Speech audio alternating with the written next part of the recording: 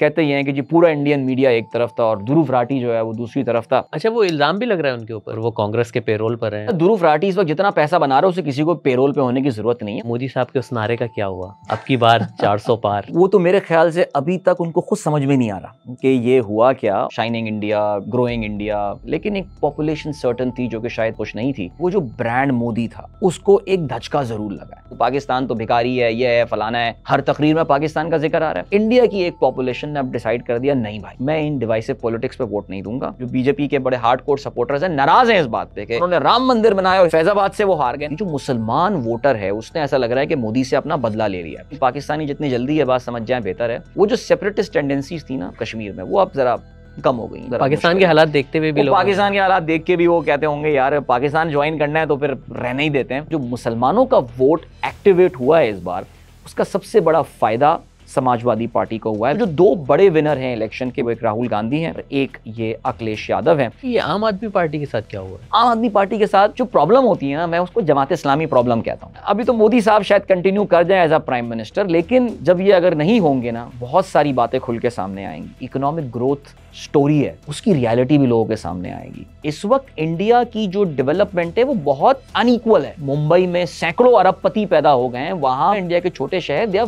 Very poor. मगरबी दुनिया का स्वीट हार्ट है इंडिया। इंडिया में जो ह्यूमन राइट्स वायलेशन हो जाए, ईरान से गैस लेनी हो इंडिया को वेवर मिल जाता है, रशिया से पेट्रोल लेना हो इंडिया को वेवर मिल जाता है। पाकिस्तान जरा बात करके दिखाते हैं, हम कहते थे यार democracy is not made for Pakistan. अस्सलाम वालेकुम, वेलकम टू रफ्तार पॉडकास्ट। और आज के मेहमान मेरे बहुत ख़ास हैं और आपने उनको हमारी इलेक्शन ट्रांसमिशन में रफ्तार की स्क्रीन पर देखा और बहुत लाइक किया और कमाल बोलते हैं। और आज हमने उनको दावत दी है इंडिया में जो इंतखाबात हुए हैं इंडिया इलेक्शन में, और उनके जो नताइज आए हैं और उसके बाद इंडिया में क्या होने जा रहा है, आज हम इसके ऊपर डिस्कशन करेंगे। अदील अज़हर साहब हमारे साथ मौजूद हैं। अदील भाई, वेलकम टू स्टूडियो, कैसे हैं आप? Thank you so much. और बहुत ठीक हूँ और खुश हूँ, happy to be back at Raftaar. It's place like home. Warm welcome. अच्छा सर, मुझे ये बताएं कि मोदी साहब के उस नारे का क्या हुआ अब की बार 400 पार, क्या हुआ? वो तो मेरे ख्याल से अभी तक उनको खुद समझ में नहीं आ रहा कि ये हुआ क्या। और ये आप जानते हैं कि जो ये वाकया इनके साथ हुआ है उसका आगाज़ कल सुबह हुआ। बिकॉज परसों तक तो ऐसा लग रहा था कि जी 400 पार तो हो ही हुए। बिकॉज जो एग्जिट पोल आ रहा है, जो भी आ रहा है, ऐसा लग रहा है जी मोदी साहब, बाकायदा सेलिब्रेशन स्टार्ट हो गई थी। लेकिन आई थिंक बहुत सारी बातें ज़ाहिर है जो हम इस पॉडकास्ट में डिस्कस करेंगे कि कहाँ गलतियाँ हुई, क्या मामलात हुए, जो कुछ हुआ। लेकिन मेरा ये ख्याल है कि बड़ा इंपॉर्टेंट रियलिटी चेक मिला है नरेंद्र मोदी को और भारतीय जनता पार्टी को। और क्रेडिट देना पड़ेगा टू द इंडियन डेमोक्रेसी कि वो जो कहीं कुछ फ्रिंजेस पे और कहीं कोनों पे आवाज़ें सुनाई दी जा रही थी कि इंडिया की आबादी का एक सर्टन सेगमेंट, जो भी मोदी साहब ने शाइनिंग इंडिया, ग्रोइंग इंडिया, पता नहीं चांद पे पहुंचने वाला इंडिया, वो जो सारी बातें कर रहे थे, लेकिन एक पॉपुलेशन सर्टन थी जो कि शायद इन किसी चीज़ से भी खुश नहीं थी। और ऐसा लग रहा है कि उन्होंने फ़िलहाल मोदी साहब के जो एम्बिशंस हैं उस पर ब्रेक लगा दिया है। तो आपको क्या लगता है दिल भाई कि ये क्या मोदी की सियासत का खात्मे का आगाज़ है ये? देखिए ये इस वक्त मेरे ख्याल से दावा करना बहुत मुश्किल है। और मेरे ख्याल से किसी भी इवन इंडियन एनालिस्ट के लिए भी ये बात बोल देना कि जी मोदी के लिए जो है वो अब क्या, is it the beginning of the end for Modi and all. लेकिन एक बात ज़रूर माननी पड़ेगी कि वो जो ब्रांड मोदी था उसको एक धचका ज़रूर लगा है और बहुत ज़ोरदार धचका लगा है। बिकॉज देखिए मोदी ने अपने आप को, इंडियन पॉलिटिक्स पिछले 10 साल से वॉज अबाउट मोदी। कुछ भी हो रहा हो उसमें जो सेंटर फिगर होता था वो नरेंद्र मोदी होता था। अगर आप सियासत का देवता कहने लग गए, सियासत का देवता नरेंद्र मोदी अपने बारे में जो बातें करने लगे थे, तो आपको ऐसा लग रहा था कि भैया ये बंदा तो अपने आप को अब एक अवतार समझने लगा है कि जी भगवान। अगर आपने रिसेंटली सुना, उन्होंने कहा था जी मुझे तो ऐसा लगता है कि मैं तो, मेरी जो बायोलॉजिकल मदर हैं उन्होंने मुझे नहीं जना, मुझे तो ईश्वर ने भेजा है और किसी काम के लिए। बहरहाल जो वो आपको अंदाजा हो रहा था कि वो अपने आप को इतना बड़ा, जैसे अब G20 समिट पिछले साल इंडिया में हुआ था, दुनिया के बाकी और 19 ममालिक के सरबराहान भी आ रहे हैं, बड़े ममालिक हैं, लेकिन दिल्ली की सड़कों पे सिर्फ और सिर्फ आपको नरेंद्र मोदी जो है वहाँ पे नजर आ रहे थे। नरेंद्र मोदी को ये तक नहीं पसंद था कि वो जिस फ्रेम में टीवी में आ रहे हैं वहाँ पे कोई अननोन बंदा फ्रेम में नज़र आ रहा हो। काफ़ी सारी वीडियोस होती थी कि उन्होंने यूँ करके इशारा किया इस बंदे को हटाओ यहाँ सामने से, बिकॉज ये फ्रेम में मेरे सामने आ रहा है। वो गाड़ी में भी बैठे हुए होते रहे तो उनके सामने लाइट जल रही होती थी, जिसको मैक्लोमेनिया के इंग्लिश में टर्मिनोलॉजी बोली जाती है। मोदी साहब वैसे आदमी बन गए थे। और यहाँ पे उनको एक, मैं जो पहले भी मैंने लफ्ज़ इस्तेमाल किया कि एक रियलिटी चेक मिल गया कि बड़े लीडर आप ज़रूर हैं, इंडियन सियासत अभी भी उसमें सबसे इम्पोर्टेंट बंदा नरेंद्र मोदी ही है, लेकिन शायद उतना बड़ा नहीं है जितना वो अपने आप को समझ रहे थे। और एक point two ponder for him कि क्या अब यही बंदा इसको आगे लेकर जाएगा बीजेपी को, या अब बीजेपी को एक चेंज ऑफ गार्ड्स की ज़रूरत है। इसमें बहुत कुछ फैसल डिपेंड करेगा कि क्या मोदी साहब हुकूमत बनाने में कामयाब होते हैं या नहीं। अगर वो हुकूमत बनाने में नाकाम हो जाते हैं तो फिर मेरे ख्याल से शायद ये बात दुरुस्त हो सकती है कि बीजेपी के अंदर से ये आवाज़ें उठें कि आई थिंक मोदी साहब अपनी इनिंग अब खेल चुके हैं। वैसे भी आपको पता है वो मिड-70s अब टच करने वाले हैं, उम्र भी उनके साथ नहीं है, even though is very fit. लेकिन आप कह सकते हैं कि कहीं ना कहीं ये चैमागोइयाँ शुरू हो चुकी हैं कि अगर हुकूमत नहीं बनाई बीजेपी ने, एनडीए ने साथ मिलके, तो शायद मोदी साहब आपको आहिस्ता आहिस्ता साइड लाइन होते हुए नजर आ सकते हैं। अच्छा दिल भाई, अगर हम नंबर गेम पे नज़र डालें तो बज़ाहिर लगता नहीं है कि मोदी को हुकूमत बनाने में कोई मुश्किल का सामना होगा, क्योंकि 240 तो इन लोगों ने ले ली, 272 का नंबर चाहिए जी। तो इत्तेहादी मिलके मेरा ख्याल है आराम से हुकूमत तो बना लेंगे। क्या लगता है? देखिए, इत्तेहादी तो मिलके हुकूमत बना लेंगे। इंडिया में जो पॉलिटिक्स होती है वो अलायंसेस की सियासत होती है। ये तो पिछले 2 टर्म से ऐसा हुआ है कि बीजेपी को इन इटसेल्फ इतनी सीटें मिल गई थी कि उनको किसी अलायंस पार्टनर की जरूरत नहीं थी। फिर भी उसमें अलायंस पार्टनर थे, लेकिन वो किसी के अब ब्लैकमेल में नहीं आ सकते थे। इस बार जो बीजेपी के साथ असल जो प्रॉब्लम हुई है वो ये हुई है कि वो जो एक एब्सोल्यूट नंबर आपको 272 का चाहिए होता है अपने से हुकूमत बनाने का, वो इनको इस बार नहीं मिला। In fact they are well short of that number. उनको अब अपने अलायंस पार्टनर्स पे जो है वो इन्हिसार करना है। हुकूमत बज़ाहिर एनडीए की ही बनती हुई नजर आ रही है। आपको पता है कि हम इलेक्शन के रिजल्ट के एक दिन बाद बैठे हुए हैं। हम जिस वक्त ये प्रोग्राम रिकॉर्ड करा रहे हैं, इस वक्त दिल्ली में बड़ी बड़ी मीटिंग्स हो रही हैं, सब कुछ हो रहा है। कुछ भी हो सकता है। अगर अलायंस मोदी साहब उसको एक जगह पे रखने में कामयाब हो जाते हैं। देखिए, हम जब मोदी बोलते हैं तो उससे मुराद बीजेपी है। मोदी अकेले, उनका जो कहते हैं, जो उनका मेन पॉलिटिकल माइंड है वो उनके जैसे राइट हैंड मैन है अमित शाह कहते हैं जी, वो अगर कामयाब हो जाते हैं अपने अलायंस पार्टनर्स को साथ रखने के लिए, तो फिर मोदी डेफिनेटली तीसरी टर्म के लिए प्राइम मिनिस्टर बनेंगे। लेकिन अगर एक या दो अलायंस पार्टनर, क्योंकि सी वो एक डोमिनो इफेक्ट होता है, एक पार्टी जाएगी तो फिर दूसरी भी जा सकती है, और फिर बहुत सारी पार्टियां जो इस वक्त साइडलाइंस पे बैठी हुई सिर्फ देख रही हैं कि भाई मामला चल क्या रहे हैं, हो सकता है वो भी बोल दें कि जी हम भी इंडिया अलायंस के साथ जाते हैं। So it's not certain right now, but yes I think सबसे ज्यादा जो प्रोबेबिलिटी है हुकूमत बनाने की वो अभी भी एनडीए यानी बीजेपी के अलायंस की ही है। मगर अदिल भाई ये भी तो देखें ना कि माना कि मोदी की जो पॉपुलैरिटी है वो डैमेज ज़रूर हुई है, मगर वोट तो उनको मिला है ना। मगर 10 साल में जिस तरह मोदी ने अकेले रूल किया इंडिया को, तो इस बार लगता है कि अगर वो वजीर आजम बनेंगे वो पावर तो उनके पास नहीं होगी ना। नहीं बिल्कुल नहीं जी, बिल्कुल। आप I think your observation is absolutely right. Modi ने जैसे कहते हैं ना कि एक एब्सोल्यूट, बल्कि देखिए इंडिया में जो एक बहुत बड़ा सवाल इस इलेक्शन से पहले था वो यही था कि वो जो 400 पार की बातें जो आपने पहला सवाल ही मुझसे पूछा, अगर वो 400 का नंबर एनडीए को दे दिया गया, कहीं इंडिया वन पार्टी रूल तो नहीं बन जाएगा, या इंडिया कहीं बांग्लादेश तो नहीं बन जाएगा। जैसे आपको पता है कि ये बांग्लादेश नेशनलिस्ट पार्टी जो है वो बिल्कुल साइड पे हो चुकी है। जो उनकी अपोजिशन पार्टी थी अवामी लीग जो है वही इस मुल्क को चला रही है, और खालदा जिया एक डिक्टेटर की तरह बांग्लादेश को चला रही हैं।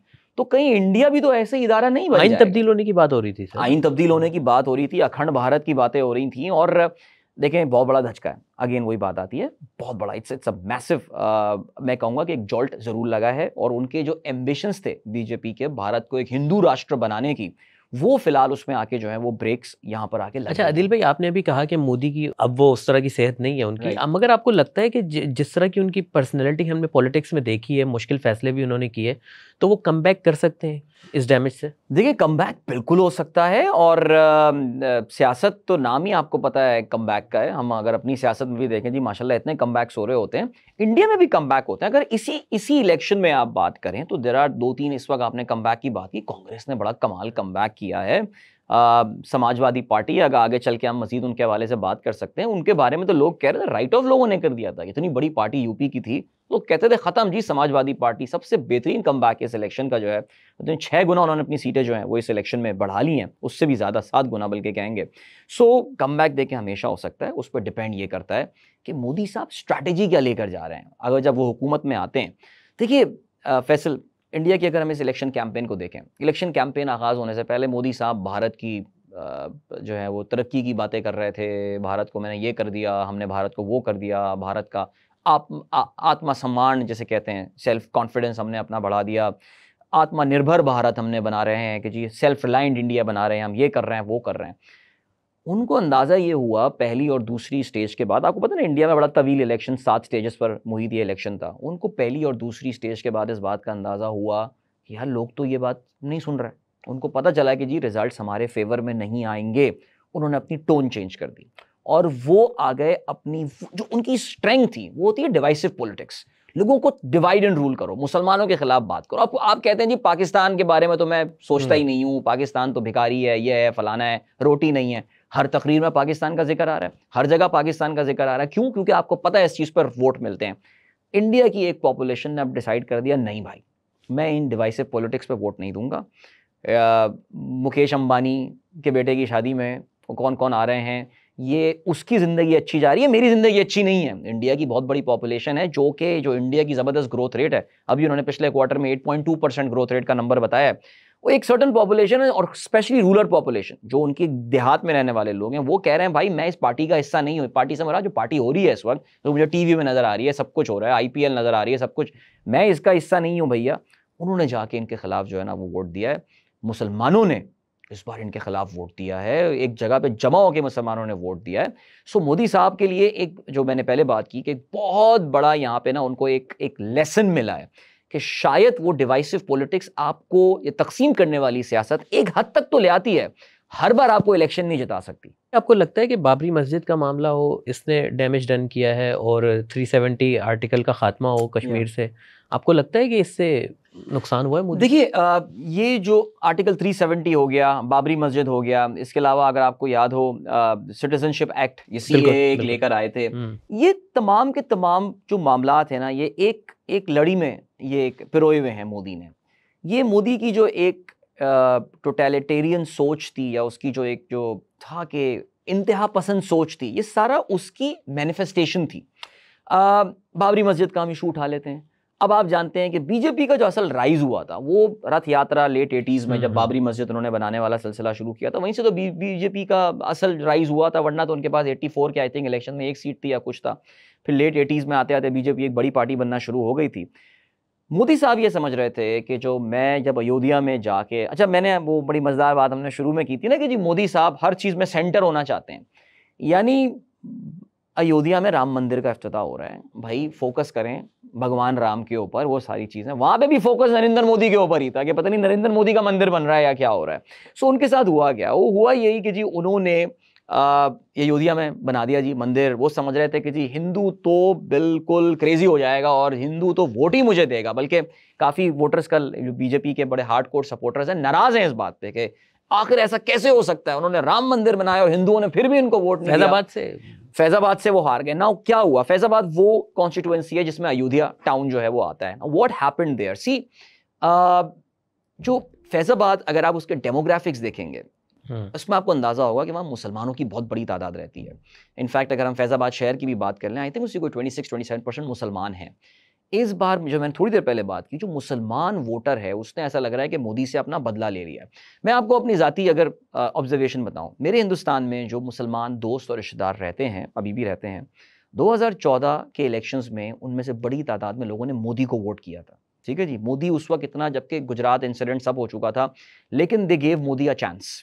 2019 में भी उनमें से कुछ डिसल्यूजन हो गए थे, लेकिन कुछ ने कहा कि नहीं यार इकोनॉमी तो सही जा रही है, सब कुछ हुआ, डीमोनेटाइजेशन हो गई थी, ये सारी चीज़ें हो गई थी, सब कुछ, they gave him a chance. उन्होंने कहा दे देते हैं। इस बार all the Muslims that I know in India, किसी ने भी मोदी को वोट नहीं दिया। They have gone back to their parties, जिसको वो पहले वोट दिया करते थे। यूपी में ज़्यादातर लोगों ने समाजवादी पार्टी को वोट दिया है, जो मुसलमान है वहाँ पे। पहले वो 2 पार्टियों को वोट दिया करते थे। तो अयोध्या फैज़ाबाद में भी यही हुआ है कि वहाँ पे मुसलमान वोट एक जगह पे जमा हो गया। जहाँ तक हिंदू वोट का ताल्लुक है, देखिए राम मंदिर बन गया, जो लोकल है, ये एक बड़ा रूरल सा एरिया है, यानी यहाँ पे गांव देहात वाले लोग हैं, वो लोग भी सवाल ये पूछ रहे थे कि राम मंदिर बन गया, मेरी ज़िंदगी में इससे क्या फ़र्क पड़ रहा है। देखिए बार बार घूम फिर के फैसल डिस्कशन इसी बात के ऊपर आ रहा है।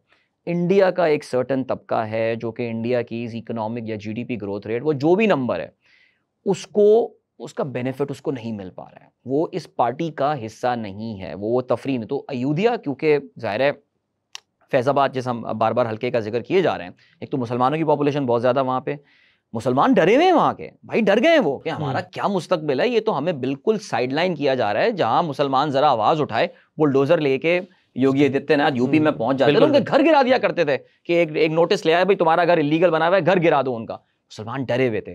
वो एक प्लेटफॉर्म पे जमा हुए हैं, उन्होंने वोट दिया है और उन्होंने यहाँ से इनको बाहर किया है। फैजाबाद की 2 वजूहत हैं। एक तो ये कि वहाँ का जो गरीब वोटर है उसने कह रहा है जी बना दिया तुमने राम मंदिर, मेरी प्लेट में रोटी तो नहीं आई। दूसरा वहाँ का मुसलमान कहता है कि भैया मेरी तो जिंदगी बड़ी डेंजरस हो गई है, मैं तो भारत के अलावा कहीं जा भी नहीं सकता। उन्होंने इनके खिलाफ वोट किया है and this is a very embarrassing, in fact I mean Faisal if I could say so, इस पूरे इलेक्शन में अगर बीजेपी को सबसे एम्बैरेसिंग डिफीट जो हुई है वो इस अयोध्या वाले हल्के में ही हुई है। अच्छा आदिल भाई, हमने ये देखा कि कश्मीर में माजी में जब जो इंडिया वाला कश्मीर है वहाँ पर इतना टर्नआउट नहीं होता था, इस इलेक्शन में अच्छा खासा रहा है, 37 के आसपास था।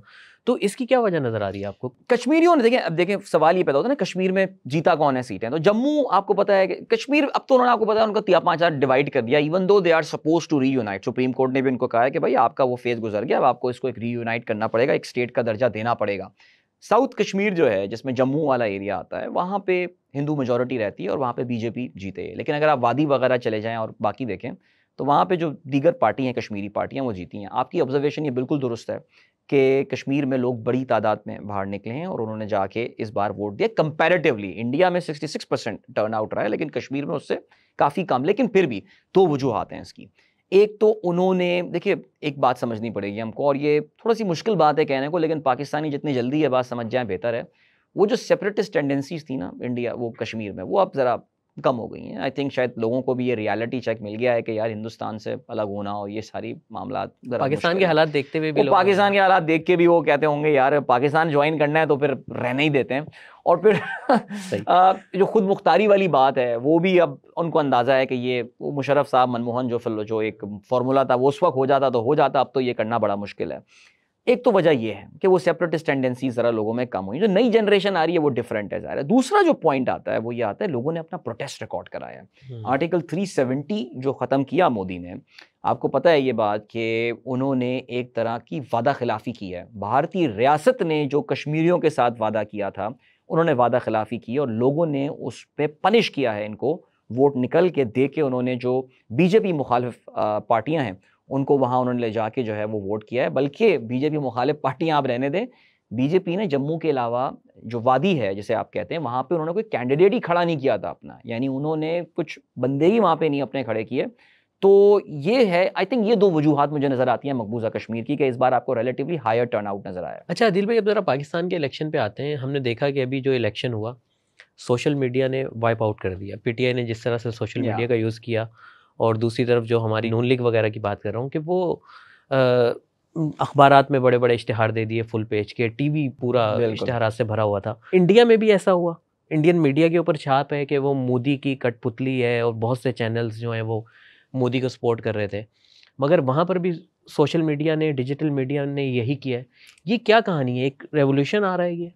आई थिंक हम खुद रफ्तार पे बैठ के अगर ये बात करें तो मेरे ख्याल से इससे ज़्यादा पर्टिनेंट बात तो हो ही नहीं सकती, बिकॉज सी चाहे इंडिया की स्टैब्लिशमेंट हो या इंडिया में वो वाली स्टैब्लिशमेंट नहीं जो पाकिस्तान में स्टैब्लिशमेंट, इंडिया में बीजेपी कहते हैं is the establishment right now. बल्कि मोदी अगर ये इलेक्शन वही 400 जीत जाते और अपनी खुद हुकूमत बनाने में कामयाब हो जाते बगैर किसी एलाइज के, तो शायद कहते यही है कि इंडिया की शायद अगले कई दहाइयों के लिए इस्टेब्लिशमेंट नरेंद्र मोदी या बीजेपी ही उनकी होती। पाकिस्तान की इस्टेब्लिशमेंट को भी ये बात समझनी पड़ेगी भाई कि अब हालात बदल चुके हैं और मेरे ख्याल से उनको रियलाइजेशन हो गई है। जो ट्विटर पे बैन पाकिस्तान, देखिए ऑफिशियली बैन लगा है, वज़ीर आज़म साहब खुद VPN लगा के ट्वीट्स कर रहे होते हैं।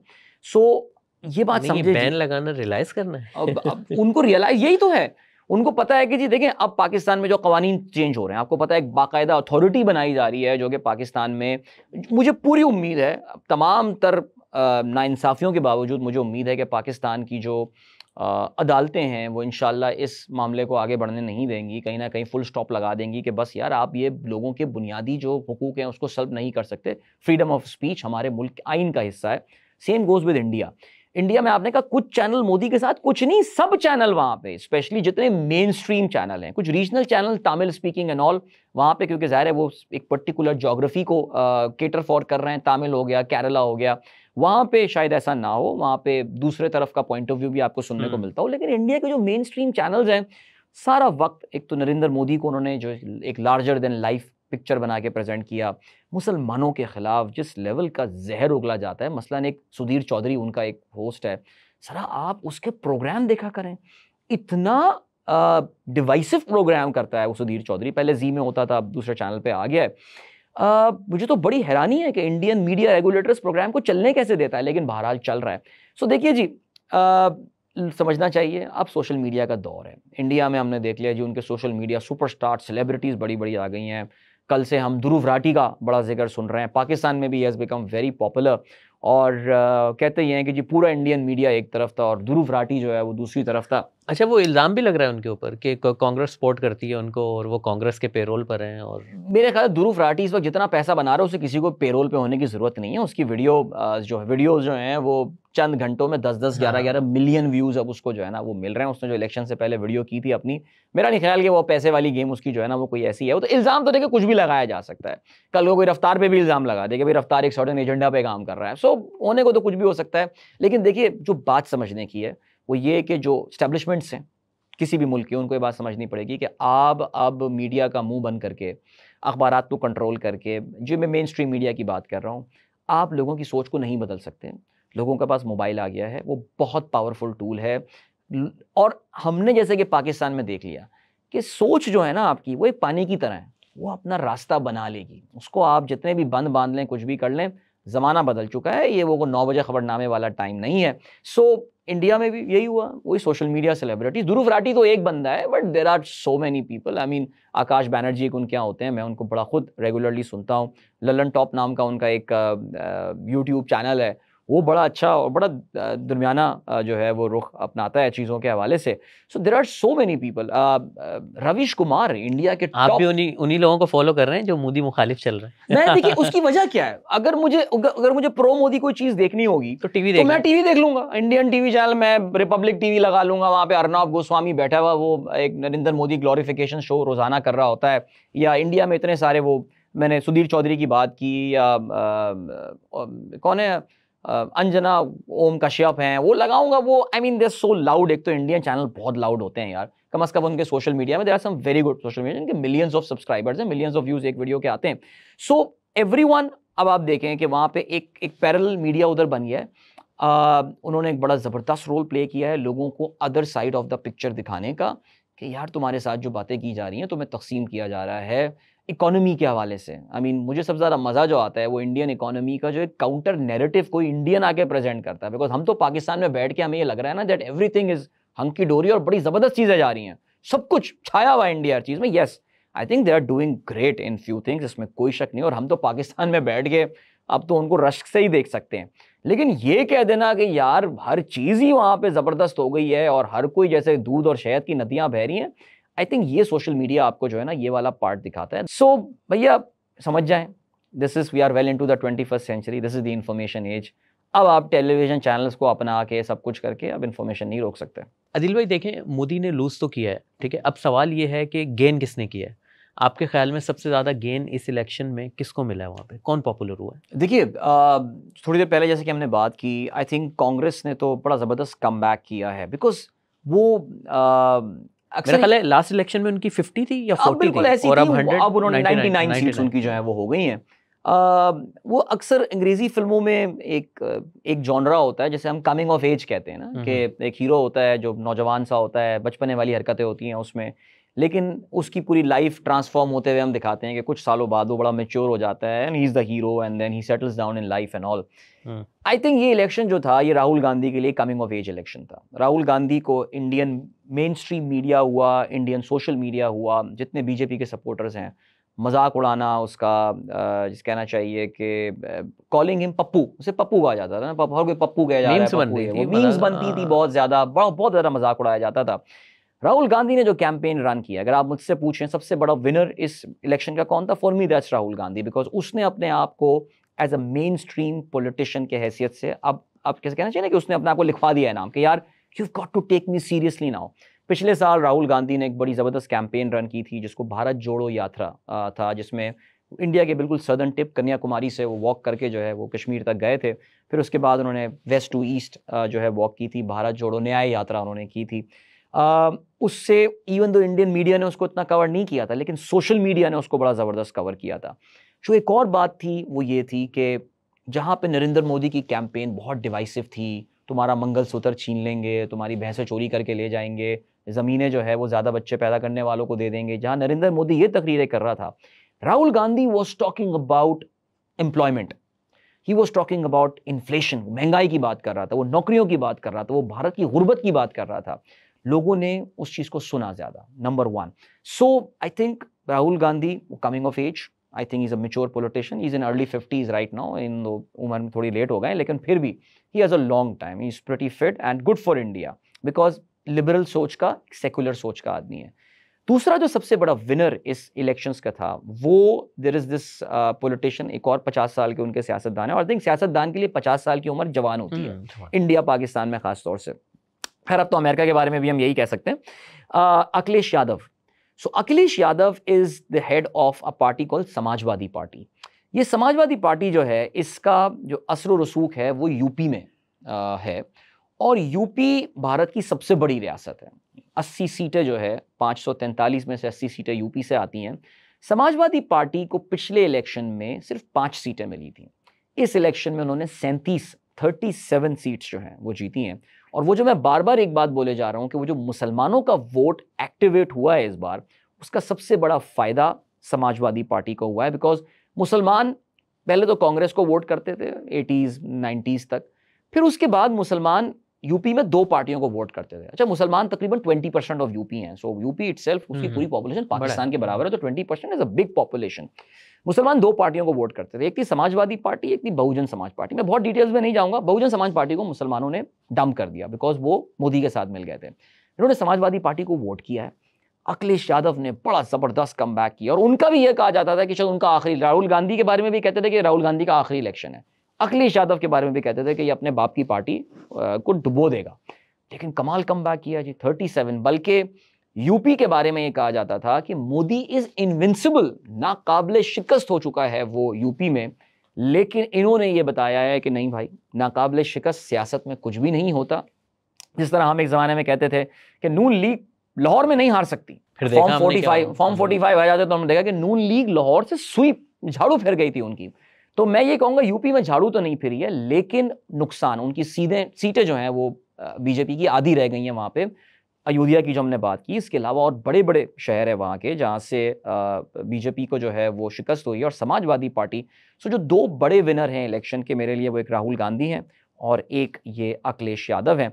और अगली जो सरकार आएगी, अगर इंडिया अलायंस गवर्नमेंट बनाती है, तो राहुल गांधी का तो मुझे नहीं पता वो क्या पोजीशन लेंगे, लेकिन अखिलेश यादव एक इंपॉर्टेंट पोजीशन में आपको नजर आ सकते हैं वहाँ पे। अच्छा आदिल भाई, ये आम आदमी पार्टी के साथ क्या हुआ है? हाँ, गुड क्वेश्चन।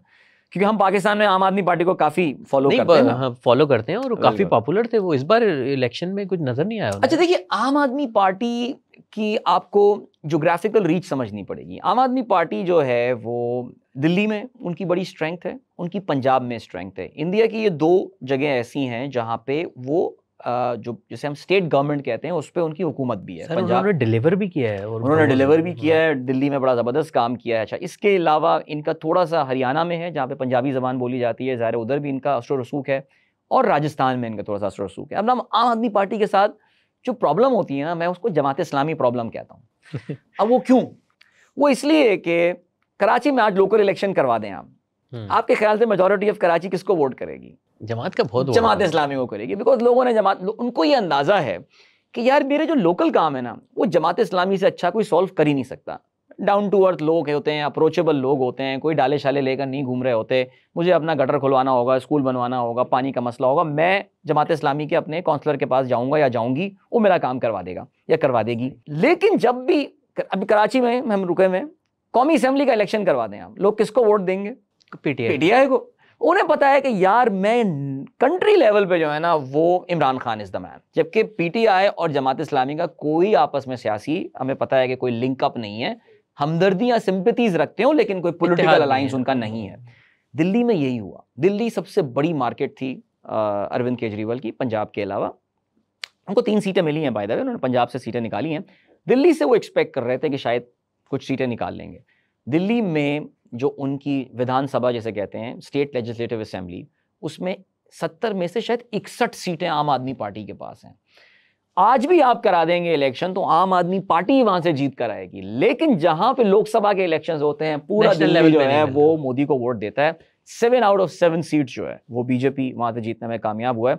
सो आम आदमी पार्टी आसान तरीन, लेकिन पाकिस्तानी ऑडियंस के लिए आसान तरीन में उनको जमात इस्लामी का जो कराची वाला इशू है ना, वही आम आदमी पार्टी का इशू दिल्ली के साथ है। पंजाब से सीटें उन्होंने निकाल ली हैं, उनकी टैली बढ़ गई है जाहिर है, लेकिन वो जो ख्याल था एक ज़माने में कि आम आदमी पार्टी, अगर आपको पता है उनके सरवर अरविंद केजरीवाल को जेल में भी रखा हुआ था, अब इलेक्शन ख़त्म होने के बाद अब वो जेल वापस चले गए, उन्होंने अपने आप को कानून के हवाले कर दिया।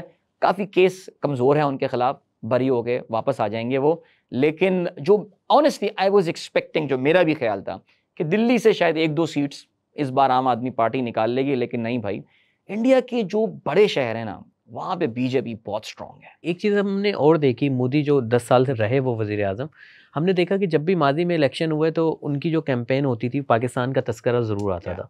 ठीक है, फिर कश्मीर में जो एक बड़ा धमाका हुआ, फिर उसके बाद ये अभिनंदन वाला वाक़या हुआ, उसको बड़ा कैश करवाया मोदी ने। इस बार भी वो यही किया उन्होंने, एक तकरीर भी हुई, पाकिस्तान को कहा कि हम तो सोचते ही नहीं, इस तरह देखते ही नहीं है, मगर फिर भी इस दफ़ा ये मंजन काम नहीं आया, माजी में काम आता रहा है, क्या हुआ? देखिए कब तक आप एक ही इशू को पीटते रहेंगे ना। मैं हमेशा मोदी साहब की शायद इंडियन की साइकी की अंडरस्टैंडिंग थोड़ी सी आउटडेटेड हो गई थी। वो समझ रहे थे कि यार पाकिस्तान हाफ करते रहेंगे, मुसलमानों के खिलाफ करते रहेंगे। देखिए यार, इन बातों से लोगों के पेट नहीं भरते। आपका जो एक नेशनलिस्टिक फर्वर है वो आपका, अभिनंदन वाली एपिसोड, जो पुलवामा वाली एपिसोड थी एंड ऑल, उन्होंने बड़ी स्मार्टली यूज किया।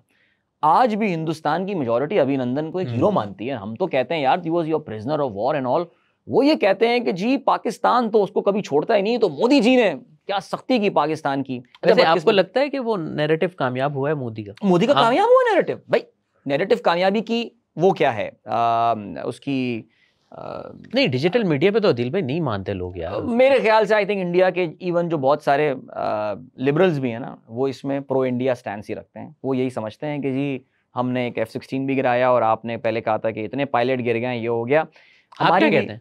नहीं देखिए, मैं अब फिर वही बात आती है कि अगर वो कहते हैं मोदी अभिनंदन ने जहाज गिराते हुए एक F-16 गिरा दिया था, F-16 का फिजिकल काउंट हो चुका। किसी भी मुल्क का F-16 लूज करना इतनी आसान बात नहीं होती है। F-16 का फिजिकल काउंट हुआ है। इंडिया ने वो एक स्टोरी बनाई और के साथ खेले। I think they were not expecting Pakistan इस तरह का रिस्पॉन्ड, जो स्विफ्ट रिटॉर्ट था, they were not expecting that. India was caught off guard. कुछ इंडिपेंडेंट इंडियन सिक्योरिटी एनालिस्ट भी यही बात बोलते हैं कि पाकिस्तान एयरफोर्स ने एक लेसन सिखाया है, और आप देख लें कि उसके बाद इनकी फिर हिम्मत नहीं हुई है इस तरह की कोई चीज़ करने की, because they got a reality check, because Pakistan China interoperability अब बहुत आगे के लेवल पे पहुंच गई है। आजकल ज़रा हमारा फौज मुखालिफ सेंटिमेंट अपनी जगह होगा, लेकिन कुछ जगहों पे हमने बड़ा ज़बरदस्त, आई थिंक स्विफ्ट रिटॉर्ट पिछले कुछ सालों में हमारी एक बहुत ज़बरदस्त कामयाबी थी भारत के खिलाफ। बल्कि काफ़ी सारे लोग कहते हैं that was the last moment of pride for me being a Pakistani. I am not से, मैं जनरल लोगों की बात कर रहा हूँ, लेकिन इस बार इन्होंने इसकी कोशिश भी नहीं की, कर भी नहीं सकते थे। देखिए इंडिया का एक बहुत बड़ा रकबे पे चाइना इस वक्त कब्जा करके बैठा हुआ है। मोदी जी पाकिस्तान का जिक्र क्यों करते हैं? बिकॉज इसमें कोई शक नहीं है ना, इकोनॉमिकली इंडिया ने हमें पीछे छोड़ दिया है। उनके अपने मसले मसाइल होंगे, हमारा तो हाल देखें लिटरली यार। इस वक्त हमारे प्राइम मिनिस्टर चाइना गए हुए हैं, हम सबको पता है पाकिस्तान के प्राइम मिनिस्टर चाइना क्यों गए हुए हैं। तो पाकिस्तान को उन्होंने इकोनॉमिकली पीछे छोड़ दिया है। तो अपनी ईगोज को सेटिस्फाई करने के लिए जी पाकिस्तान ये, तो पाकिस्तान भिखारी, तो पाकिस्तान के पास रोटी नहीं और फलाना नहीं। मैं अक्सर मेरे जो अपने यूट्यूब चैनल के जो इंडियन फ्रेंड्स होते हैं उनको मैं बोलता हूँ यार एक दफ़ा आ जाओ मेरी तरफ पाकिस्तान, मैं तुम्हें बता दूंगा रोटी बड़े आराम से मिल जाती है यहाँ पे। हर कोई पाकिस्तानी रोटी मांगने के चक्कर में नहीं लगा हुआ। लेकिन ये रिटॉरिक की एक शेल्फ लाइफ थी, वो अब खत्म हो गई है। और अब इस पे फिर वो भी बनता है कि जी एक कमजोर मोदी क्या दोबारा पाकिस्तान बैशिंग फार्मूला काम नहीं किया मोदी, अब नहीं काम किया। इस बार दो इलेक्शन से कर रहा था, 2 इलेक्शन में कर लिया। इन्होंने बहुत से स्टेट इलेक्शंस में इसका फायदा उठाया, पाकिस्तान बैशिंग, उड़ी वगैरह और ये सारी चीजें जो इन्होंने बनाई हुई थी कहानियां, उसका उन्होंने फायदा उठाया। लेकिन यार कब तक एक स्टोरी चलती रहेगी यार? मैं तो बल्कि कहता हूं कि अगर कभी इंडिया में इंडिया अलायंस की सरकार आ गई और इन्होंने अगर ये पुलवामा वाले वाक़ये की इंडिपेंडेंट इन्वेस्टिगेशन करवा दी, I think there will be a lot of smoking guns. कि ये इतनी बड़ी तादाद में आप कहते हैं RDX जो है आके, और आपने इतने बड़े अपने सोल्जर्स, तो भाई तुमने इतनी सिक्योरिटी के बावजूद इतना मवाद और इतना बम वहाँ पहुँच कैसे गया? तो अभी तो देखें, अभी तो मोदी साहब शायद कंटिन्यू कर जाए एज अ प्राइम मिनिस्टर, लेकिन फैसल जब ये अगर नहीं होंगे ना, बहुत सारी बातें खुल के सामने आएंगी। वन ऑफ द थिंग्स, ये तो इन पाकिस्तान वाली चीज़ तो अपनी जगह, लेकिन पुलवामा अपनी जगह। एक चीज़ जो इंडिया की काफ़ी ज़्यादा खुल के सामने आएगी, वो उनकी जो इकोनॉमिक ग्रोथ स्टोरी है उसकी रियलिटी भी लोगों के सामने आएगी।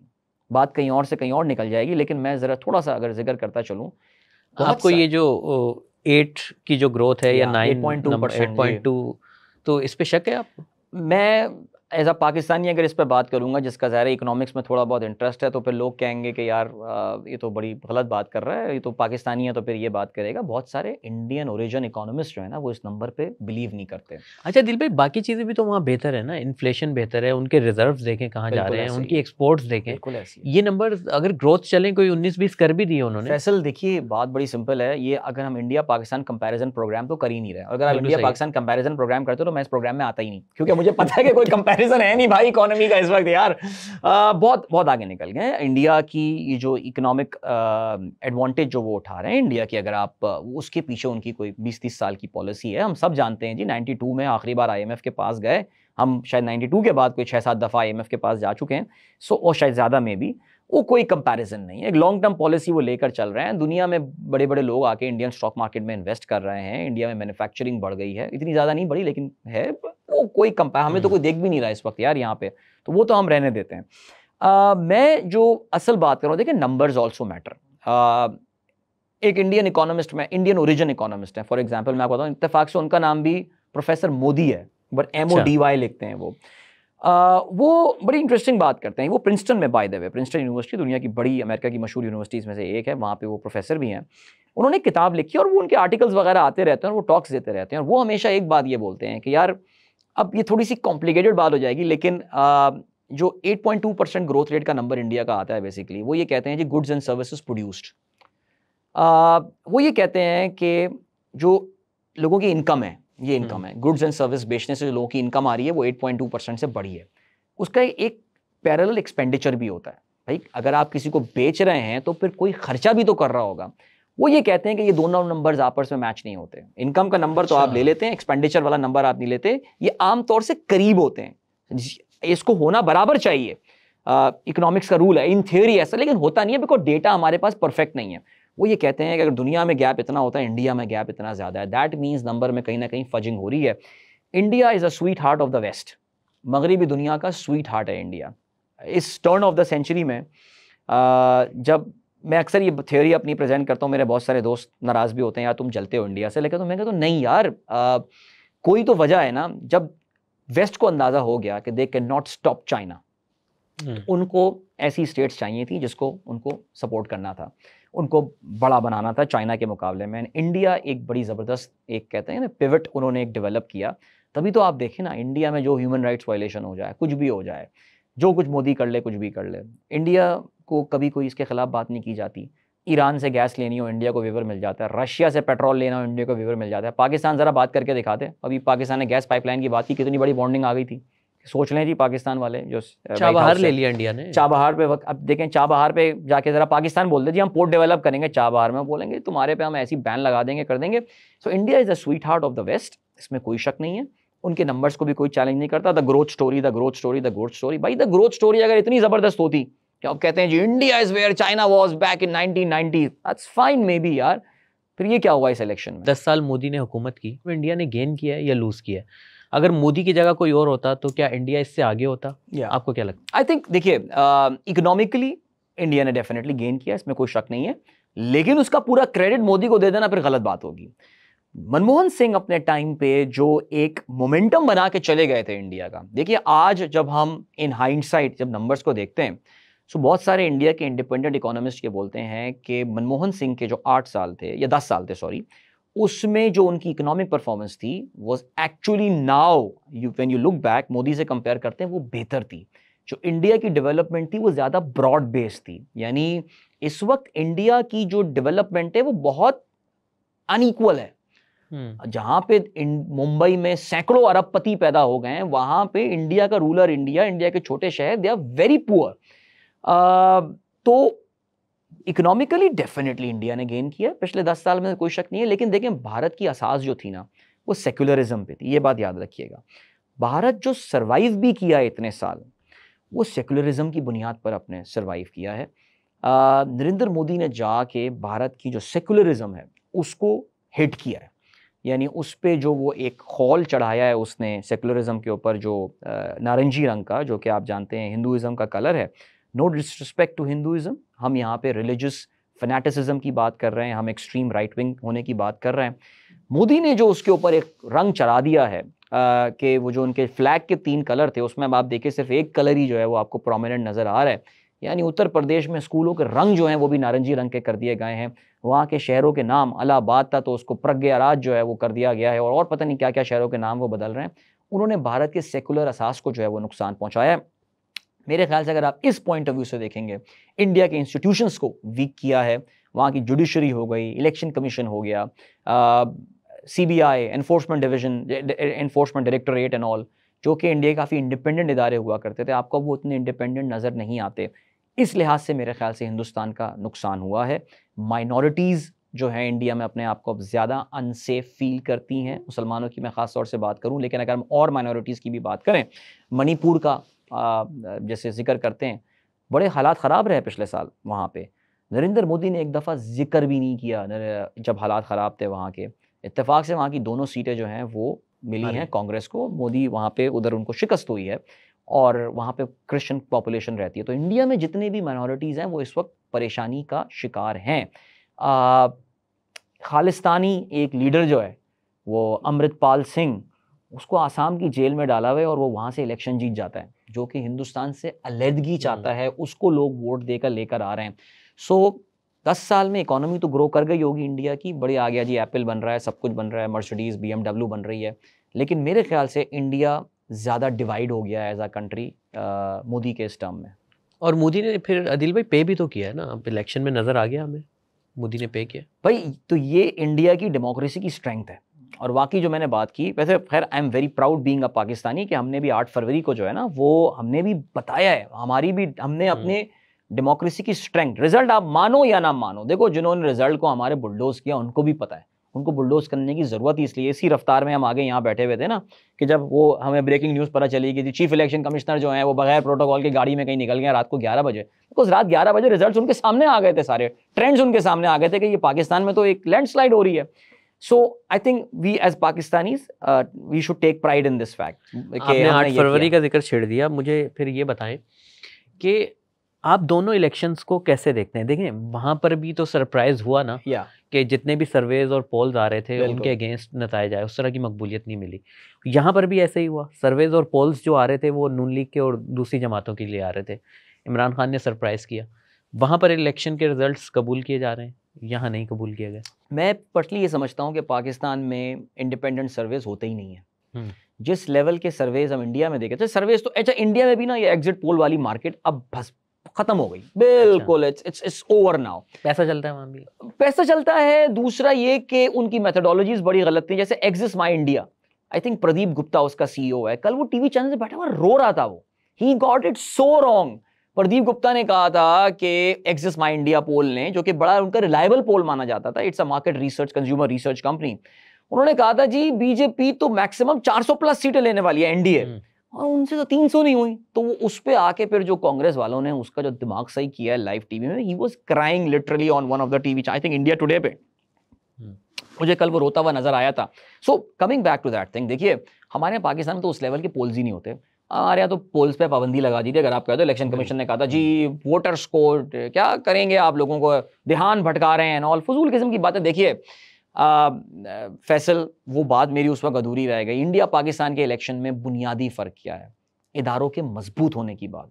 इंडियन इलेक्शन कमीशन पे जितना मोदी ने प्रेशर डाल दिया, कुछ भी कर दिया, उनकी शायद फाउंडेशन इतनी स्ट्रांग थी कि वो भी कुछ नहीं कर पाई। दूसरा, इस्टेब्लिशमेंट का एक रोल पाकिस्तान में, हमें पता है कि जी इलेक्शन के रिजल्ट क्यों मैनिपुलेट किए। पाकिस्तान में सड़क पे चलते हुए किसी भिखारी से पूछने इलेक्शन के रिजल्ट किसने मैनिपुलेट किए, सब आपको पता है, एक ही जवाब देंगे। हिंदुस्तान में आप किसी एक इदारे के बारे में ऐसा नहीं कर सकते। 1.4 बिलियन पीपल यार, आप इतने आराम से वहाँ के रिजल्ट्स वगैरह ये सारी चीज़ें चेंज नहीं कर सकते। यही वजह है कि जीतने वाला भी रिजल्ट को मान रहा है और हारने वाला भी रिजल्ट को मान रहा है। काश हम पाकिस्तान में भी फॉर्म 45 पे अपना रिजल्ट कर लेते। हम भी कोई डिफरेंट नहीं है। इंडिया ने कोई चीज़ जो की है कोई ऐसी नहीं है कि ये कोई बड़ी अनयूजुअल चीज़ हो गई है। इदारे अपनी लिमिट समझ जाएं, अपनी अपनी अपनी बॉर्डर समझ जाएं कि मेरा बस रोल यहाँ पे ख़त्म होता है। मैं आवाम के मैंडेट को मानूंगा। ये बुनियादी फ़र्क है इंडिया और पाकिस्तान में। अच्छा आदिल भाई, जिद्दत की तरफ देखें बढ़ना तो अच्छा होता है ना। या। इंडिया में इलेक्शन ईवीएम से होते हैं, अगर पाकिस्तान में इलेक्शन ईवीएम से हो जाते तो मतलब क्या ऐसी क़यामत आ जाती? नहीं, क़यामत, बहुत बड़ी क़यामत आ जाती भाई। पाकिस्तान में फेयर इलेक्शन हो जाते अगर ईवीएम से हो जाते, तो यही तो क़यामत है। क्या हम फेयर यही तो इलेक्शन क़यामत है, चाहते ही नहीं है? जाहिर है। आपको पता है कि हमारे यहाँ जब भी हुकूमत आई, उसको हमेशा एक पीछे से एक आशीर्वाद होता है कि जी इसको लाना है और इसको नहीं लाना है। हाँ साहब ने ईवीएम लाने की उनके पीछे रीज़न ही यही थी। उन्होंने कहा था ज़्यादा मैं इलेक्शन हार जाऊंगा, लेकिन यार लोगों का जो वोट होगा वो तो कम से कम काउंट होगा। और अगर आप ये भी देखिए, अभी राना सनाउल्लाह साहब का मैं समा टीवी पे इंटरव्यू देख रहा था, जिसमें जुगनू मोहसिन को इंटरव्यू दे रहे थे, और उन्होंने बताया था कि जी हम तो हुकूमत में आए थे 11 अप्रैल को, 10 अप्रैल को वोट ऑफ नो कॉन्फिडेंस, और मियाँ साहब ने, बड़े मियाँ साहब ने हमें बड़ा क्लियरली बोल दिया था कि ये जो इलेक्शन वाले कवानीन है बस इनको चेंज करो और रिजाइन कर दो।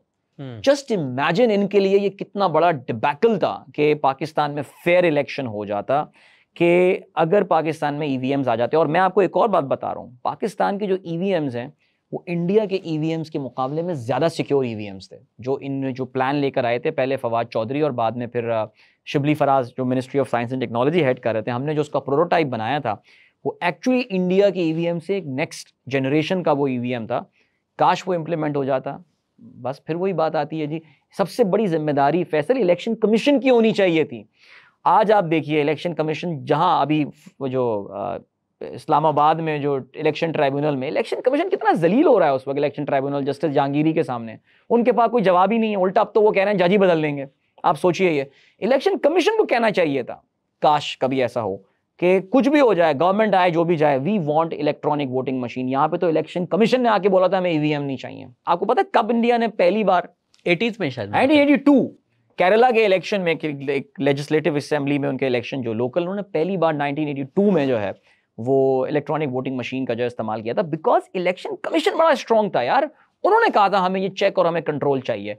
आप देखिए सुबह रिजल्ट्स आना शुरू होते हैं, टक टक टक टक करके इंडिया का रिजल्ट जो है वो इलेक्शन के आना शुरू हो जाते हैं। मैं तो यही देख रहा था बैठ, कितना फास्ट चलता है। मजे की बात है कि कोई धांधली का शोर नहीं होता, सबको नताइज कबूल होते हैं, कोई चैलेंज नहीं करता। ऐसे ही है। और हमसे कितना बड़ा मुल्क है और हम इन्हीं चक्करों में फंसे रहते हैं। अब हमारे लिए ये चीज़ इंप्लीमेंट करना बड़ा आसान है। बट देखो यार, वही बात है कि फैसल, अगेन मैं अपनी उसी रफ्तार वाली ट्रांसमिशन पे वापस आता हूँ जो मैंने और फरहान ने साथ बैठ के की थी, और उसमें आई थिंक हमारा एक कंसेंसस था कि पाकिस्तान में भी तब्दीली का एक तो वो तब्दीली खान साहब कहते हैं ना, तब्दीली आ गई है, तो नहीं, मेरे ख्याल से आई थिंक पाकिस्तानियों की जमहूरियत के हवाले से जो थिंकिंग है वो बिल्कुल बदल गई है। पहले एक ज़माना था कि हम जब भी ग्रो होते थे हम कहते थे यार democracy is not made for Pakistan. मेरे ख्याल से जो बहुत बड़ा फ़र्क पाकिस्तान में पिछले 2-3 साल में आया ना, वो ये कि यार Pakistanis have now started demanding democracy now, और ये अब एक पहिया चल चुका है और ये रुक नहीं सकता इंशाल्लाह।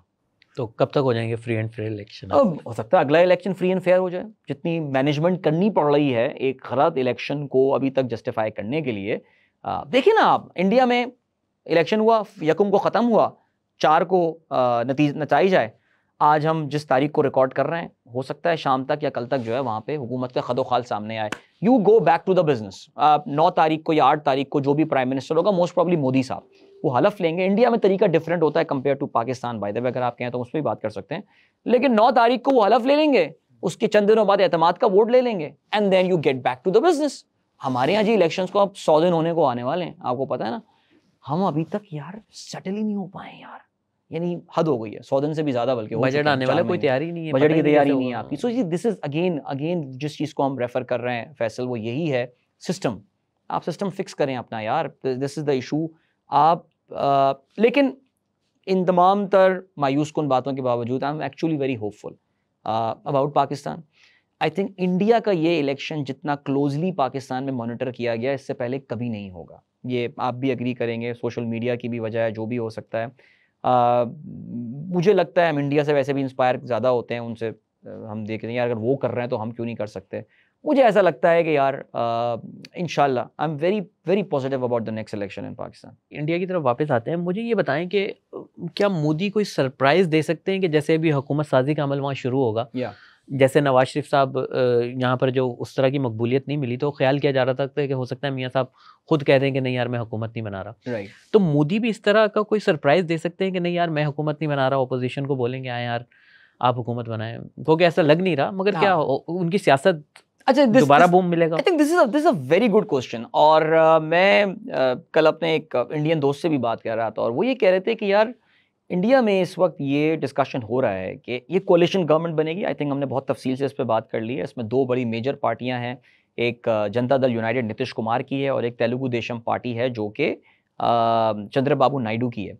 ये दोनों पार्टियां बाय एसेंस सेकुलर पार्टी हैं, ये कोई मजहबी रुझान पार्टियां दोनों नहीं रखती। सो मोदी का जो वो हिंदुत्व वाला एजेंडा था, वो अखंड भारत वाला एजेंडा था, उसको ये दोनों पार्टियां नहीं करने देंगी काम, बिकॉज नीतीश कुमार को मुसलमानों ने बिहार में वोट दिया है, और तेलुगु देशम पार्टी को आंध्र प्रदेश में मुसलमान भी वोट करते हैं, उनको भी पता है कि उनका वोट कितना इंपॉर्टेंट है। सो मोदी साहब, ये एक थियोरी है इंडिया में, हमें एक दो दिन में पता चल जाएगा कि क्या रियलिटी होगी, लेकिन हो सकता है कि वो कहते हैं कि यार एनडीए सरकार तो बना ले, लेकिन मैं प्रधानमंत्री या वजीर आजम नहीं बनूंगा। हो सकता है वो कोई एक ऑल्टरनेट कैंडिडेट जो है सामने आ सकते हैं, अमित शाह आ सकते हैं, कोई भी आ सकते हैं। एक ज़माने में योगी आदित्यनाथ का नाम लिया जाता था, जो कि चीफ मिनिस्टर हैं यूपी के। कहते ये हैं कि जी मोदी साहब इनसिक्योर हो गए हैं आदित्यनाथ की पॉपुलैरिटी की वजह से, तभी कहते हैं कि यूपी में उन्होंने कुछ ना आदित्यनाथ को सप्रेस करने की कोशिश की, जिस चक्कर में वो यूपी में इलेक्शन में बड़ा लॉसेस उन्होंने सफ़र किए हैं। सो ये एक थियोरी है कि मोदी शायद प्राइम मिनिस्टर खुद ना बने, और एक कहना चाहिए ना, एक शेडो फिगर, एक बड़ी लार्जर देन लाइफ शेडोवी फिगर पीछे खड़े होकर आशीर्वाद दे रहे हैं हुकूमत को। नवाज शरीफ की तरह। नवाज शरीफ की तरह। नवाज शरीफ की तो आपको पता है मजबूरी थी। मोदी का शायद ये है कि वो एक कमजोर वजीर आजम की हैसियत से अपने आप को प्रेजेंट नहीं करवाना चाहेंगे, because he is a strong अच्छा दिल भाई, इलेक्शन से पहले हमें एक और भी सुनने को मिल रहा था कि अगर मोदी की जमात अक्सरियत ले लेती है तो ये इंडिया का आखिरी इलेक्शन होगा।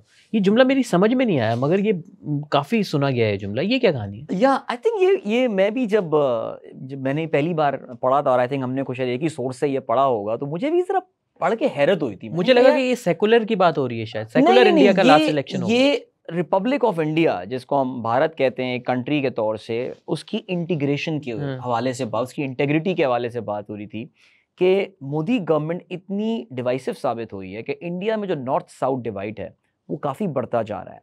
देखिए, एक बात जो आपको समझनी पड़ेगी ना, वो ये है कि इंडिया में इस वक्त मेरा इत्तेफाक हुआ है, अब अगर अपना एक्सपीरियंस शेयर करूं तो I have been to north India and I have been to southern India as well. तो मेरा चेन्नई भी जाने का इत्तेफाक हुआ है, और मेरा ये चंडीगढ़, मोहाली वगैरह ये भी जाने कब का गए थे इत्तेफाक दिल हुआ भाई? है। मैं चेन्नई गया था 2014 के इलेक्शन से थोड़े दिन पहले, ये दिस वाज 2014, और मेरा मोहाली जब इंडिया में T20 वर्ल्ड कप हुआ था तो मैं 2016 में वहाँ पे, मोदी आ चुके थे उस वक्त तक, मोदी आ चुके थे, लेकिन 2014 में मोदी नहीं आए थे। उसी वक्त जो मेरे जितने भी इंडियन फ्रेंड्स थे, they were all going to vote for Modi there, educated पढ़े लिखे लोग हैं। मुझे उस वक्त जाके अंदाजा हुआ था 2014 में, मैंने कहा यार Modi is some phenomenal in India, because हमारे लिए तो बुचर ऑफ गुजरात, गुजरात का कसाई एंड ऑल, लेकिन वहाँ पे इंडिया की जो मैं क्रीम के साथ, कॉर्पोरेट क्रीम के साथ बैठा हुआ था ना, I saw that everybody is going to vote for Modi there except for one very good friend of mine, वो कांग्रेसी है बड़ा शदीद। बाकी सब मोदी को वोट कर रहे थे, मुसलमान भी। तो मुझे बड़ी हैरत हुई थी, and that's when I realize 2016 में उस वक्त एंटी पाकिस्तान एजेंडा मोदी का इतना टॉप पे आया नहीं था। तो मैं तो बाय रोड बल्कि पंजाब से होते हुए गया था, और पंजाब में जनरली पाकिस्तान की परसेप्शन, मैं इंडियन पंजाब की बात कर रहा हूँ, पाकिस्तान की परसेप्शन बड़ी अच्छी थी। और जब उनको पता चलता था मैं पाकिस्तान से आया हूँ, सब, जबकि मैं पाकिस्तान की अपनी टी-शर्ट पहना हुआ घूमता रहता था चंडीगढ़ में, और किसी को कोई मसला नहीं था, बल्कि लोग बड़ी मोहब्बत से मिलते थे। Coming back to this fact, north India और south India, Faisal I can tell you they are different countries. उनका कल्चर बहुत डिफरेंट है, ज़बान तो है ही अलग उनकी एक लिहाज से और बहुत बड़ा डिफरेंस है, और वो ये है that southern India is very progressive. उनका जो ह्यूमन डेवलपमेंट इंडेक्स है, चाहे आप तमिलनाडु देख लें, केरला का तो HDI जो है वो तो यूरोप के कुछ कंट्रीज से आप मैच कर सकते हैं, वो इतना आगे निकल चुके हैं वो लोग। तहम अगर आप नॉर्थ इंडिया में देखेंगे तो आपको बिहार, छत्तीसगढ़ और ये रियासतें हैं, Uttar Pradesh, majority the very poor states and all. इस वक्त इंडिया में हो क्या रहा है, एक बड़ा ही खतरनाक किस्म का एक डेमोग्राफिक शिफ्ट हो रहा है। So the average number of children that northern Indian have is much higher than the average number of children than southern Indians have. वहाँ पे ज़्यादा बच्चे साउथ में पैदा नहीं कर रहे बिकॉज वो ज़्यादा प्रॉस्परस लोग हैं। आपको पता है प्रॉस्पेरिटी के साथ ज़रा बच्चों की तादाद में कमी आ जाती है, we all know about that. So अब क्या होने वाला है, इंडिया में डीलिमिटेशन की एक्सरसाइज होने वाली है अब इस साल के इख्तिताम पे आके, और उसमें ये होगा that the representation of north India is going to increase compare to the representation of southern India. BJP is a northern Indian party, ठीक है जी। और ख्याल ये है कि ये जो डीलिमिटेशन के बाद से जो सदर्न इंडिया जो कि नॉन बीजेपी एरिया है मोस्टली, उनकी रिप्रेजेंटेशन कम हो जाएगी, फर्दर कम हो जाएगी, और बीजेपी जो कि नॉर्थ इंडियन पार्टी है उसकी रिप्रेजेंटेशन बढ़ जाएगी। इस वजह से ये कहा जा रहा था कि ये नॉर्थ जो साउथ के लोग हैं वो अपने आप को बहुत डिप्राइव फील करने वाले हैं, बिकॉज मुल्क को चलाने में उनका जो किरदार है, उनका जो से है, वो मजीद कम हो जाएगा। हाउएवर, ये जो इलेक्शन का रिजल्ट आया है इससे गेम चेंज हो गई है, बिकॉज यूपी मैंने आपको बताया कांग्रेस समाजवादी पार्टी सेकुलर पार्टियां, इसके बाद हरियाणा जहाँ पे बीजेपी का बड़ा रूल था वहाँ पे कांग्रेस ने सीटें जीती हैं, राजस्थान बीजेपी स्वीप करती थी वहाँ से कांग्रेस ने सीटें जीती हैं। तो वो जो एक ख्याल था, वो जो एक सोच थी, उसको ज़रा सा ब्रेक ज़रूर लगा है। लेकिन इंडिया के लिए this is a big problem, this north south divide. इस पे इंडियन मीडिया बहुत ज़्यादा बात नहीं करता, लेकिन इंडिया के कुछ संजीदा हलके ऐसे हैं जो कि इस चीज़ की तरफ इशारा कर रहे हैं कि इंडिया को बहैसियत एक मुल्क की हैसियत से, जब इतने डिफरेंट डायमेंशंस पे ये मुल्क की दो हिस्से निकल रहे हैं, आप एक जगह पे कैसे उसको यूनाइटेड रखेंगे? ये आई थिंक अगले कोई 15 से 20 साल का इंडिया का सबसे बड़ा चैलेंज है। ये रिजल्ट्स देखने के बाद ऑन पेपर आपको क्या सिचुएशन नज़र आ रही है कि ग्राउंड में क्या होने जा रहा है? देखिए, इस वक्त बज़ाहिर ऐसा लग रहा है दैट एनडीए नरेंद्र मोदी साहब का जो अलायंस है वो हुकूमत बना लेगा। सरप्राइज नहीं देख रहे आप? मुझे कोई सरप्राइज फिलहाल नज़र नहीं आ रहा। देखिए, आज का दिन बड़ा इंपॉर्टेंट है। आज जब हम ये रिकॉर्ड कर रहे हैं प्रोग्राम, तो इस वक्त मेरा ध्यान जो है ना अपने मोबाइल फ़ोन पर ही लगा हुआ है कि इस वक्त, बिकॉज अब सारे लीडर्स दिल्ली में कन्वर्ज हो रहे हैं, जहाँ पे सारी मीटिंग्स वगैरह जो हैं वो इनकी होंगी, और फिर ये डिसाइड करेंगे उसमें कि कौन किसके साथ बैठता है। देखिए, मैं बार बार उन दो लीडरान का जिक्र कर रहा हूँ, नीतीश कुमार और चंद्रबाबू नायडू। वो किंग मेकर्स हैं इस वक्त इंडिया में, उनकी सियासत में। लेकिन मैं कोई मेजर सरप्राइज एक्सपेक्ट फिलहाल नहीं कर रहा। मुझे लग यही रहा है कि नरेंद्र मोदी, बीजेपी एक वीक गवर्नमेंट की हैसियत से वापस जो है वो आ जाएगी, और फिर जो इनका प्लान होगा वो देख लेंगे।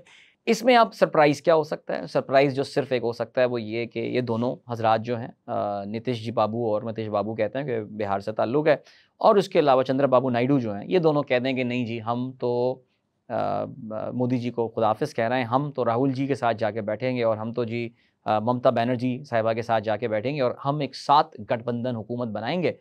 और इंडिया में मिक्स्ड एक्सपीरियंस रहा है बाय द वे, जो गठबंधन सरकार, या जैसे कहते हैं ना एलाइज, इत्तेहादी हुकूमत जिसे हम कहते हैं, 90s में बड़ा नाकाम रहा ये तजुर्बा, बहुत नाकाम रहा ये तजुर्बा। लेकिन मनमोहन सिंह साहब ने जो अपने 10 साल चलाए, वो उन्होंने बड़ी कामयाबी के साथ जो है वो एक सारे अपने एलाइज को वो साथ लेकर चले।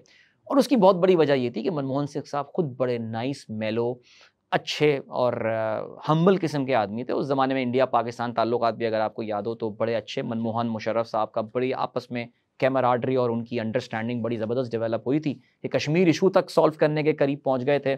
लेकिन फिर भी इंडिया इतना डाइवर्स कंट्री है कि वहाँ पे कोलिशन गवर्नमेंट चलाना एक मुश्किल काम है, और यही वजह है कि इनकी स्टॉक मार्केट कल कोलैप्स हुई है। ठीक है। अच्छा आदिल भाई, अब पाकिस्तान और इंडिया के रिलेशन को कैसा देखते हैं आप इस इलेक्शन के बाद? क्योंकि मोदी हमेशा फ्रंट फुट पे रहा है पाकिस्तान के मामले में। बिल्कुल। ठीक है, अब क्या देखते हैं? देखिए, अगर हम मोदी की पाकिस्तान स्ट्रैटेजी को देखें, जिस वक्त मोदी पाकिस्तान प्राइम मिनिस्टर बने थे, उस वक्त हमारे यहाँ नवाज शरीफ साहब हुआ करते थे। आपको याद हो, एक सरप्राइज विजिट उन्होंने किया था मियाँ साहब की किसी औलाद की या खानदान में किसी की शादी थी, रायविंड आए, और ये आज सब तक मोदी साहब बताते हैं और उन्होंने इतना गंदा ताना मारा पाकिस्तान को, उन्होंने पाकिस्तान के हवाले से कि मैं देख कर आ गया Pakistan. I think slightly embarrassing for Noon league. लेकिन मोदी साहब ने अब किया क्या है? मोदी साहब ने, क्योंकि इंडिया में इस वक्त पाकिस्तान के लिए जो नफरत है वो उन्होंने उरूज पे पहुंचा दी है, बिकॉज पूरा मीडिया हर वक्त पाकिस्तान बैशिंग, पाकिस्तान ऐसा तो पाकिस्तान वैसा, उनकी तमाम प्रॉब्लम्स का जिम्मेदार जैसे पाकिस्तान हो या जो भी हो, क्योंकि Pakistan is a important electoral issue. इस बार फेल हो गया वो मामला, लेकिन फिर भी it's an electoral issue. Rahul Gandhi कभी पाकिस्तान के बारे में बात करता हुआ नजर नहीं आएगा। बल्कि मैं तो अक्सर, हमारे यहाँ फवाद चौधरी साहब को पता नहीं क्या हो गया था, इंडियन सियासत पे ट्वीट करते रहते थे, वो मैं अक्सर ही बोलता रहा, मैं कहता फवाद भाई बस करो यार, आप मोदी ने अपनी तकरीर में फवाद चौधरी का जिक्र किया है यार। उन्होंने कहा फवाद चौधरी का पाकिस्तान में हम जिक्र नहीं करते, वहाँ पे बैठ के मोदी साहब अपनी तकरीर में जिक्र कर रहे हैं। सो पाकिस्तान को उन्होंने ना एक तरह की गाली सा बना दिया था इस नाम को, कि यार पाकिस्तान का नाम जो है, उनके गाली, कोई भी अगर बात कर दे बीजेपी के खिलाफ, पाकिस्तान चले जाओ, ये वाली सिचुएशन आ गई थी। यानी पाकिस्तान को इस लेवल पे जो है ना वो लेकर आ गए। अब कोलिशन गवर्नमेंट में अगर एनडीए रहती है तो मैं ज़ाती तौर से कोई बहुत बड़ी तब्दीली नहीं देखता उनकी पाकिस्तान पॉलिसी के हवाले से। इनका फोकस इंडिया पे ही ज़्यादा होने वाला है। लेकिन अगर इंडिया अलायंस सरकार बनाने में या हुकूमत बनाने में कामयाब हो जाता है, मुझे ज़ाती तौर से ऐसा लगता है कि एक बहुत बड़ी तब्दीली जो है वो आपको नज़र आएगी इंडिया और पाकिस्तान के ताल्लुकात के हवाले से। कांग्रेस हुई, उनके जो एलाइज हुए, उनका पॉजिटिव या पाकिस्तान, नेगेटिव? मैं पॉजिटिव बात कर रहा हूँ, कांग्रेस हुई, उनके एलाइज हुए, उनका पाकिस्तान के हवाले से एक डिफरेंट परसेप्शन है। कम अज़ कम वो मोदी जैसा रिटोरिक ड्रिवन नहीं होगा। सो एनडीए कंटिन्यूइंग स्टेटस को, कोई फ़र्क नहीं पड़ने वाला, बिकॉज इंडियंस को मोदी ने जो काम कर दिया उसने बेसिकली बता दिया कि वी डोंट नीड पाकिस्तान, हमें पाकिस्तान के साथ कोई अच्छे हालात करने की ज़रूरत ही नहीं है, हमें क्या गेन करना है, पाकिस्तान को गेन करना है। हमारा बिजनेस तबका कहता है ना इंडिया से ट्रेड खोलो, वो कहते हैं हमें नहीं करनी ट्रेड पाकिस्तान। लॉजिकल बात है वैसे दिल भाई, बात लॉजिकल है, उन्होंने कर दिया, बिल्कुल उन्होंने साबित कर दिया India has to benefit as well. इसमें खैर ऐसी कोई बात नहीं है, इंडिया के लिए पाकिस्तान 25 करोड़ लोगों का मुल्क है, वो उनके लिए बहुत बड़ी मार्केट बन सकती है। लेकिन ये भी उनका एक तकब्बुर और घमंड वाला एक एरोगेंस वाला इसमें एलिमेंट है। देखिए जी, इंडिया को भी समझना पड़ेगा, पाकिस्तान को भी समझना पड़ेगा, ये डेवलपमेंट होगी नहीं जब तक दोनों ममालिक आपस में एक दूसरे के साथ रवाबित और जो नहीं बढ़ाएंगे। तभी इंडिया पाकिस्तान का जो बेस्ट टाइम था वो, मैं कहता हूँ आज कोक स्टूडियो के ज़रा जाके कमेंट्स पढ़ लिया करें, कोक स्टूडियो पाकिस्तान के, किसी ने बड़ी अच्छी बात लिखी थी कि यार अगर नोबेल पीस प्राइज़ किसी को देना है तो वो कोक स्टूडियो के कमेंट सेक्शन को दे दें, बिकॉज इंडिया पाकिस्तान की जो मोहब्बतें वहाँ नज़र आती हैं, शायद लोगों के दिलों में इतनी नफरतें ना हों जितनी मीडिया पे हमें नज़र आती हैं। लेकिन अगर इंडिया पाकिस्तान के ताल्लुकात की हम बेहतरी चाहते हैं तो हम दुआ करें कि वहाँ पे इंडिया अलायंस जो है वो कर ले। इस पे प्लीज़ इंडियंस ये ना बोलें कि देखो पाकिस्तानी चाहते हैं, नहीं, I want good relations, I have my relatives there in India, I have my friends in India. मैं कराची से गाड़ी लेकर राजस्थान जाना चाहता हूँ, Monabao Khokhrapar border cross करके। इंडिया से मैं चाहता हूँ लोग मुंबई से गाड़ी लेके पाकिस्तान आए, हम उनको यहाँ पे। और आपको ये मोदी के होते हुए मुमकिन नजर? मोदी के होते हुए ये मुमकिन बिल्कुल भी नहीं है। हाँ, राहुल गांधी जिस लेवल की पर्सनैलिटी है, शायद उनके दौर में ये चीज़ हो जाए। अच्छा दिल भाई, हम इलेक्शंस में देखते हैं कि जब किसी जमात को मेजोरिटी नहीं मिलती है और एक वीक हुकूमत बनने जा रही होती है, तो पाकिस्तान में हमने देखा कि यहाँ तो मंडियाँ लगती हैं, अराकीन खरीदे जाते हैं, पूरी पार्टियाँ बिक जाती हैं। तो आप इंडिया में भी इस तरह की सिचुएशन होती देख रहे हैं या इंडिया बेहतर है इस मामले में? नहीं, इंडिया, अच्छा मेरे ख्याल से तो इंडिया इसमें नेक्स्ट लेवल पे है। इंडिया में, अरे इंडिया में इसमें तो भी आ गया इंडिया, इसमें भी आ गया इंडिया। देखिए, बहुत सारे लोग कहेंगे ये भी सियासत का एक हुस्न है, ये सारी बातें अपनी जगह, लेकिन इंडिया में पार्टियों के फैक्शंस बना दिए जाते हैं। इंडिया में अराकीन को ख़रीदा जा सकता है, पार्टियां पूरी की वजह से पता खरीदा। अमित शाह जो कि चीफ पॉलिटिकल स्ट्रैटेजिस्ट हैं बीजेपी के, वो इस काम के मास्टर माने जाते हैं पार्टियों को तोड़ने के हवाले से। मतलब वो जरदारी टाइम है। हाँ, शायद जरदारी साहब हमारे यहाँ जो है वो उस लेवल के हों। कुछ लोग जहांगीर तरीन को उस लेवल, लेकिन जहांगीर तरीन तो आपको पता है अब फेल हो गए, तो वो अब उस देश में। लेकिन Amit Shah is very successful in doing that. And देखते हैं ये अभी भी कुछ ना कुछ चारा ज़रूर डालेंगे, हो सकता है। देखें, हम तो एक तरफ की सिर्फ कहानी देख रहे हैं ना कि जी ये इंडिया अलायंस से 2 बंदे टूट के, एनडीए से 2 बंदे टूट के इंडिया अलायंस में आ जाएंगे। कुछ पता नहीं अमित शाह जो है वो इंडिया अलायंस से बंदे तोड़ के इधर ले आए, कुछ भी हो सकता है। India has a anti defection law, bye the वे। पाकिस्तान का एंटी डिफेक्शन लॉ इंडिया के मुकाबले में ज़्यादा सख्त है। इंडिया में उसकी एप्लीकेशन भी ज़रा कम होती है, लेकिन तो इस तरह अराकीन तोड़ना इतने आराम से पॉसिबल नहीं होता इंडिया में भी, लेकिन उसके वर्क अराउंड्स होते हैं। यानी आप उसी पार्टी को अपनी एक्चुअल पार्टी डिक्लेयर करवा देते हैं, इलेक्शन कमीशन से कहते हैं असल पार्टी तो यही थी जो बंदे मैं तोड़ के लाया हूँ। तो उसमें इलेक्शन कमीशन ने बीच में फेवर भी किया है बीजेपी को। सो ये बिल्कुल पॉसिबिलिटी है और ये हो भी सकता है। सही। चलें आदिल भाई, बहुत शुक्रिया आपका, बहुत अच्छी डिस्कशन रही और हमारे व्यूवर्स उम्मीद है इसको एंजॉय करेंगे। इंशाल्लाह दोबारा मुलाकात होती है। थैंक यू सो मच, बहुत कॉम्प्रिहेंसिव डिस्कशन रही Faisal. Thank you for asking some very good questions and इंशाल्लाह सी यू सून। चलें, इंशाल्लाह दोबारा मुलाकात होती है। अल्लाह हाफिज़।